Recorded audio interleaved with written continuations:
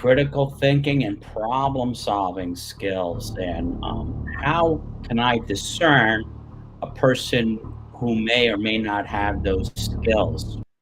So what I've done is I've taken the other two presentations that I've done earlier, and rather than do a new presentation on data literacy and data analytics, I wanted to go back and recap the things that I was talking about earlier, right? I've been talking about, in this age of AI and automation, what are going to be the new skills required? Or what are going to be the time tested old skills that are still going to be in demand? And those are things we should always be concerned about. And here we go. I'm going to start going through a little slide presentation to get a recap of where we've been. Because as you know, I'm a huge fan of AI and automation. And you can almost think of this as a reading from the book of Dan. Here's what I see coming down the pipeline. Here's what I think you need to do to remain and be successful in the future. So we know AI is going to affect everything we do. Automation is going to be embedded in everything we do. We're already seeing the effects of that. Just look at the layoffs that have occurred. Just look at all the service industries that are using chatbots and automation. So, what are going to be those skills that are going to continue to be revered by businesses? And there's also demands, other demands that are putting pressure on businesses. The labor shortage, right? It's hard to find labor, the cost of labor, the cost of raw materials, right? Shipping problems. All these things are hugely affecting the cost of doing businesses and how businesses can be successful. For what are those skills that are going to continue to be needed going forward? Critical thinking. Critical thinking is a skill. I constantly say, everyone says we have it. I'm a great critical thinker. But if I ask you 5 questions, I can immediately figure out if you are or aren't with 5 simple questions. Complex problem solving. Everybody wants to be known as a complex problem solver. But again, with 5 simple questions, I can quickly discern on the good problem solvers from the ones that are not. Data literacy is going to be huge. Data literacy includes statistical thinking. No longer are just reporting a line graph or an average going to be acceptable. Data analytics has changed. We have so much data with us, and the companies are dependent on that data. You're going to have to be able to analyze and sift through data reasonably. Innovation. Innovation's key. You can start with understanding and create these great new solutions using these AI products that are out. I have some amazing AI products that do advanced web scraping, open up apps on my computer, can even solve a CAPTCHA code. Can you believe that? I have an AI app that solves CAPTCHA. Isn't that golden, right? And then strategic thinking. Strategic thinking is another one people love to talk about and say they have. And again, I can quickly discern if someone has those decision making skills or not. So come on, give me a break. Let's think about it. Let's be objective and start developing those skills. And don't fool yourself. AI is here in automation, unless, of course, you work in government. I imagine that there's going to be all sorts of things put in place. Now, let's dispel some of the rumors or some of the concerns. AI, how do you know if the answer is right? It might give you a wrong answer. Do you think a human's not going to give you a wrong answer? Do you think your human decisions are always right?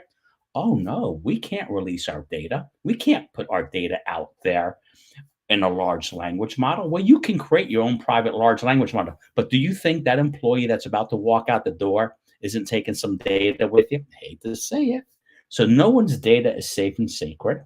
We want to we want to ensure that we try to maintain the privacy data, that we can keep it. But don't think that just AI alone is going to be a problem.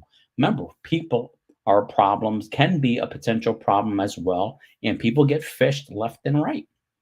So strategic thinking is going to be another one I like to come back. So I was dispelling some rumors. So the idea that your data is out there, no one's going to get it, that your data is sacred. I guarantee you there's more data out there about you and your company. I'm talking about you right now, what you need to do to be successful in the future in face of AI. Now, here are some things. So what I've done is I said, okay, let's think about it. In the two earlier videos I did, I spoke about critical thinking and complex problem solving, what the differences are between those, right? So when we think about critical thinking, it's identifying the assumptions and biases and our logical fallacies. Those logical fallacies are rules of thumbs that we've created for ourselves. How we jump to conclusions, how we interpret data, how we interpret emotions. When I say we, individually, we all have it. I have it. I have a huge bias towards technology, as you can obviously tell. I have a huge bias towards people who don't want to embrace and adopt change. Those are my biases. I have a little app I wrote that says, okay, here's a decision I'm trying to solve. Here are my known biases that I know I have. Please check me for my reasoning, my critical thinking, and complex problem solving. So I have an AI bot that my checks me myself for understanding to ensure that I'm not driving, that I'm trying to be as objective as possible. We're talking about gathering and evaluating data and understanding what's coming in. At this point in critical thinking, we're not solving a problem. We're trying to make sure that people understand, is this really a problem? How do we know it's a problem? What biases are here? We're not solving anything right now. We're just checking for clarity and understanding of a problem and then drawing a reasonable conclusion from that. So that's when we think about critical thinking. That's how I like to compartmentalize it. Now, complex problem solving requires those critical thinking skills, but complex problem solving is clearly about identifying, analyzing, and finding solutions to a problem, right? Clearly defining what the problem is and understanding its scope. Do we really know what the problem is? How can we tell what the problem is? When we state the problem, are we implying a cause or a solution? We have, it's really, really hard to get people in a room and to agree on a problem because we have our biases. We want to steer it towards our pet problem, our pet solution so that we don't have to think too quickly about it. We want to get those problems solved. Maybe not the root cause, but we just want to clear it off our desk, if you will. So identifying the root causes becomes very interesting, right? What are the root causes? How did you land on this root cause? How do you know this is the root cause? When you start asking those questions, people start thinking you're playing stump to chump. You're not playing stump to chump. You want to make sure we've clearly thought this through. And then we need to select and implement the correct solution. What solutions exist out there? What are all the solutions we considered? And how do we narrow it down and land on these few solutions? And then, of course, we want to monitor and adjust our processes going forward. So we have, how do we become a great critical thinker, which is really checking ourselves, knowing what questions to ask, having some deep expertise into how people are looking at biases and things like that. And then how do we solve good problems? I will tell you, I'm going to share with you some other slides and techniques to do this, but with a handful of questions and only a handful of questions, I could quickly, and you should be able to quickly tell if someone's a critical thinker or not. So let's continue. Let's continue down and go through the rest of these slides here because I only have a few minutes. I committed to making a handful of slides with a team that's holding me accountable. I mean, a handful of videos for a team that's holding me accountable. They really thought that I had something here and that presenting this information is helpful to everyone. They said, we need you to do 3 videos this week, and that's what I'm doing. So the critical thinking is focused on the analytical and evaluative process. Do we really know what it is we're trying to solve? Is it really a problem? And then that complex problem solving is about thinking about what is indeed the problem, what are indeed the potential root causes, what are the vital few causes, how do we select the cause that we're going after, what are the possible solutions, how do we narrow it down to a handful of solutions, and how do we ensure those solutions stick? It sounds easy, right? But guarantee you, it's not done, and it's not done well. So here we go. We're taking another look at some of these slides. And what we have here, I got to hide this window here. I got people popping into this left and right. I'm actually live streaming to 3 Facebook channels, Twitch, Trove, Twitter, LinkedIn, and 2 YouTube channels. That's pretty cool, right? Innovation and technology. So what will a critical thinker ask you? And you might think this is a stump to chump, but here I encourage you. It's election season. Ask your elected officials or the people running for office a handful of these questions and see if they can answer it appropriately. I bet you they can. So, question number one of the question is, what evidence do you have that really supports this claim? Do you really have enough evidence, or is this just a pet peeve of yours? And who does it affect?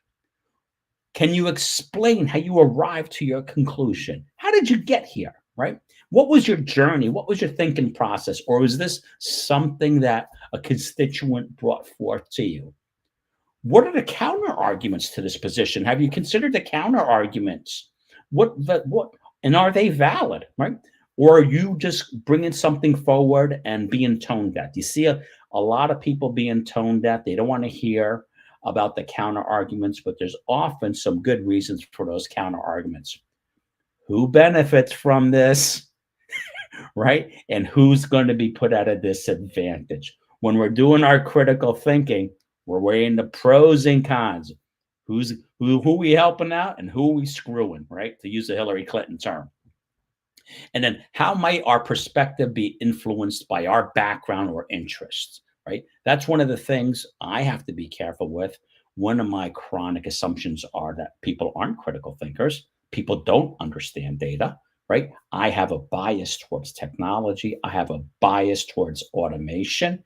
I have a bias towards thinking about, let's not put too many constraints on things. So we all have our biases. And have you considered those when you're doing your critical thinking, and the persons you're speaking to, have they acknowledged those biases? And so that's how your perspective might be influenced by background or special interests, right? And then what assumptions are we making here? Have we really thought clearly about our assumptions? Have we articulated them?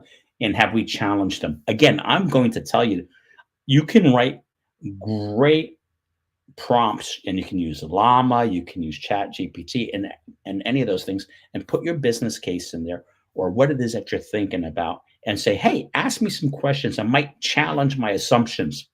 And it's going to spit out a bunch of things you never considered, especially if you've been honest and put your persona in there and like your little blind spots, if you will. Is there information that is missing or that can change my perspective, right?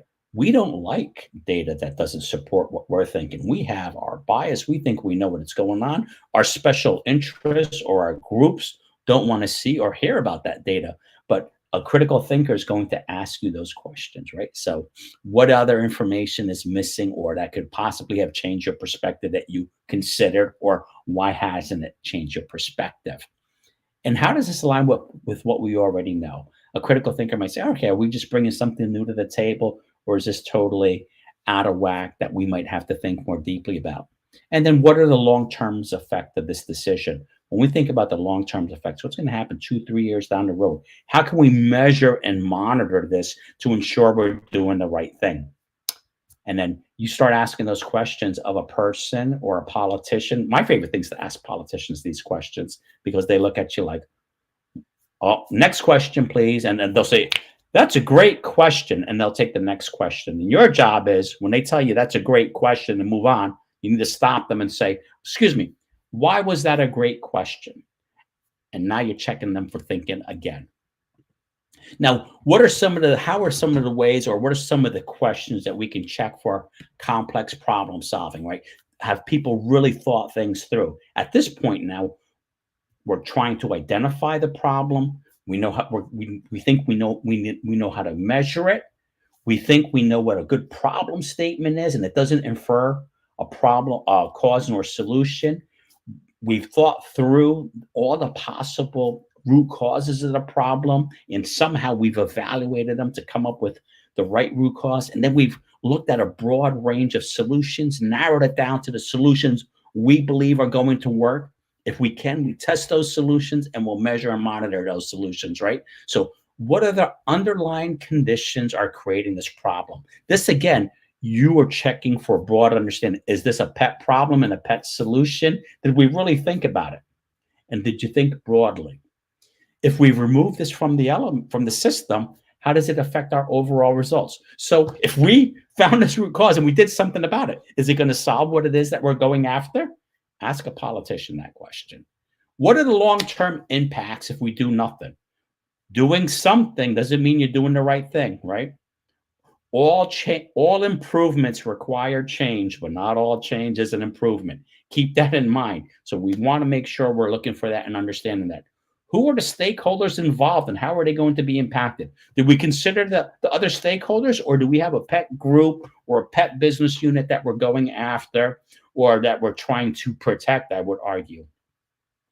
What data do we lack? Right? And how can we obtain it to make a more informed decision? Not what data we have, but what are we missing, right? A complex problem solver is going to want to know that. So we're making this decision, but what other data would make this decision even better if we could get it, and why haven't we gotten it, right? And then how can we make this solution sustainable economically and environmentally, right? Everyone's concerned about the environment, but how do we make sure this thing works? Again, I look at the failure of politicians, their pet solutions, their pet projects. They put things in place and they don't work. And then when it doesn't work, they come back and want to put a different change in place. So it's up to us. The onus is on us to ask those questions. And if you're in the business world, you should be asked those questions too, and you should be prepared to answer these questions. Can we break down this complex problem into smaller pieces, more manageable components? One of the things that drives me crazy are people that say, oh, it's complex.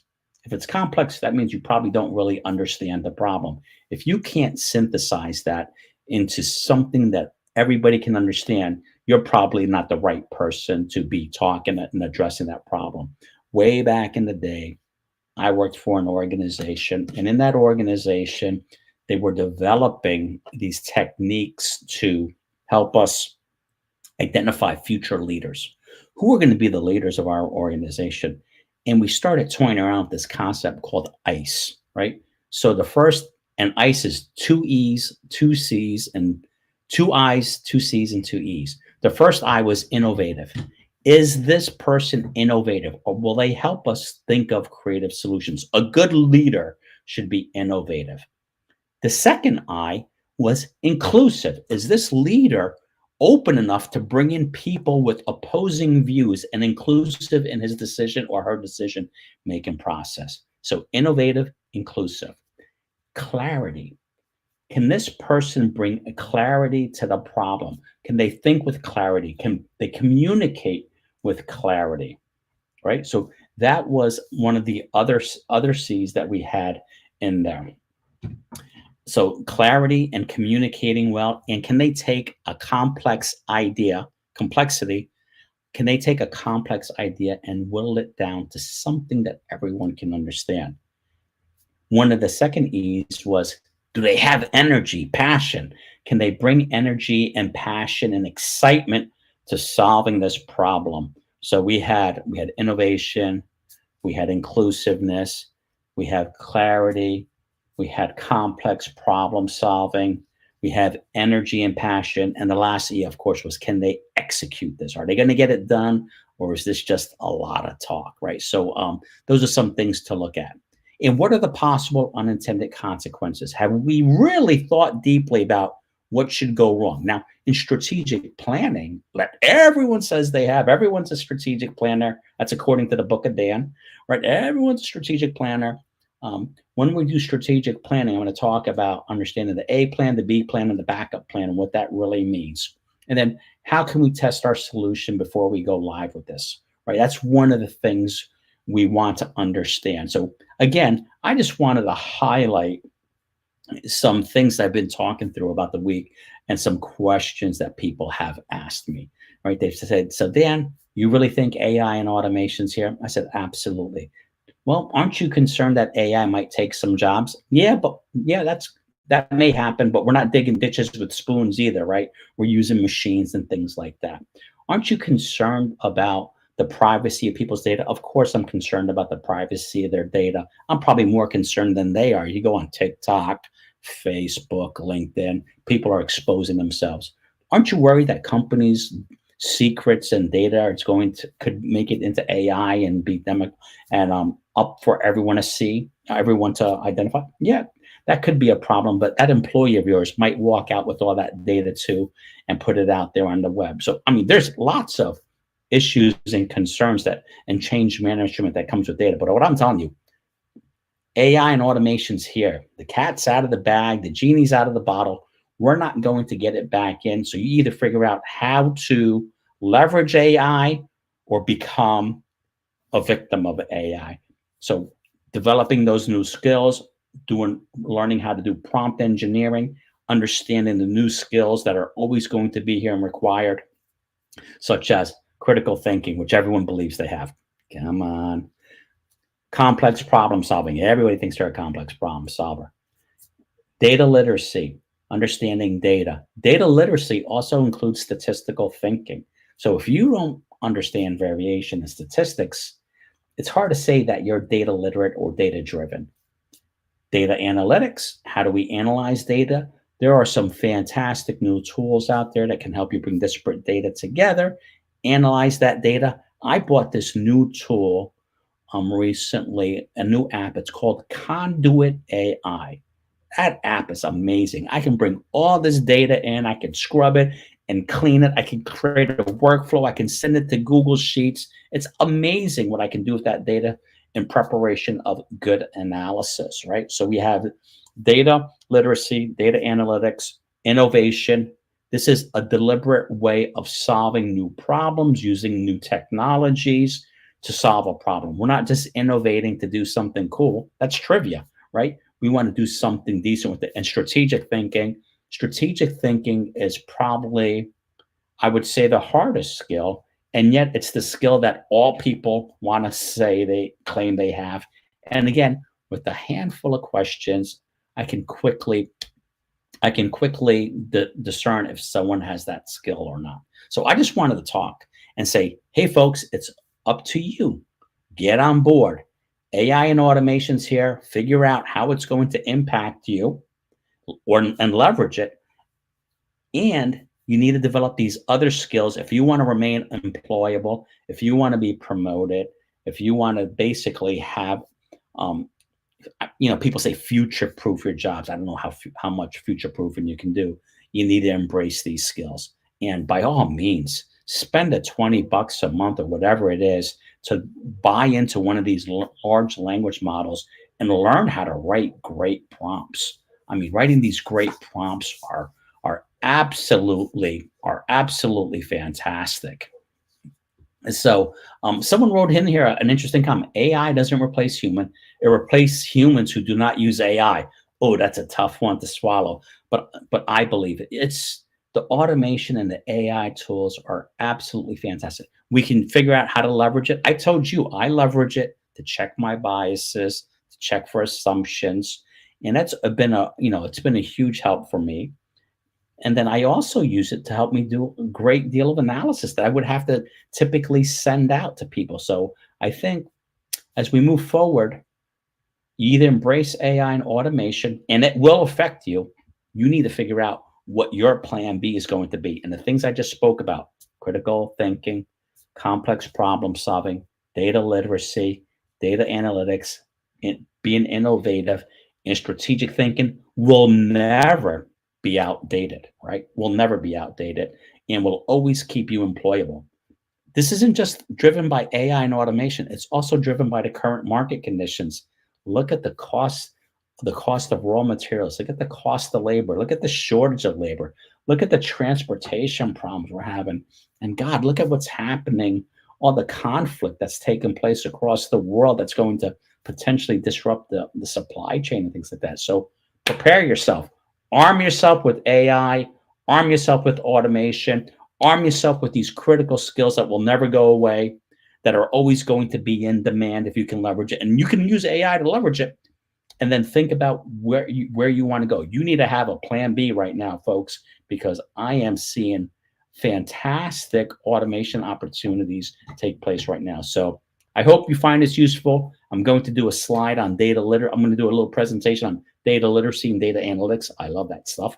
And I think you can learn from those. And there's some fantastic, inexpensive tools that you can use. So not only spend that 20 bucks a month or whatever it is for these large language models, but think about these other data aggregators out there.